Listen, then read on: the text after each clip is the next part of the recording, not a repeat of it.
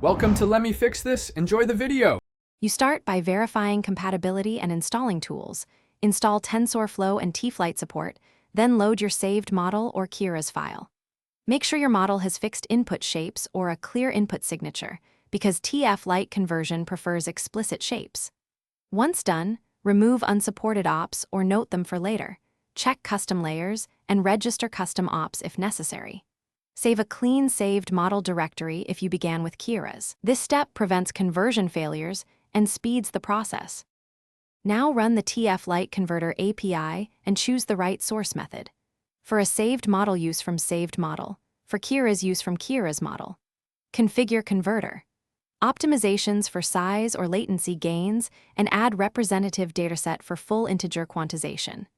If you have custom ops, set allow custom ops equals true or enable TensorFlow ops fallback. However, fallback increases binary size, so prefer implementing custom kernels if possible. Finally, call converter. Finish by validating the TF Lite with the TF Lite interpreter. Feed representative inputs and compare outputs against the original model to ensure parity. If results diverge, first check preprocessing and post-processing differences and quantization error from reduced precision. If conversion fails outright, enable select TF ops or allow custom ops as a fallback, and inspect converter error messages for unsupported ops. Key troubleshooting tip.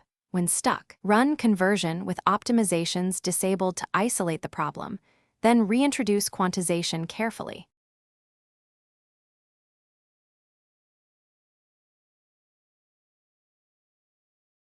Thanks for watching. If you found this helpful, don't forget to like and subscribe.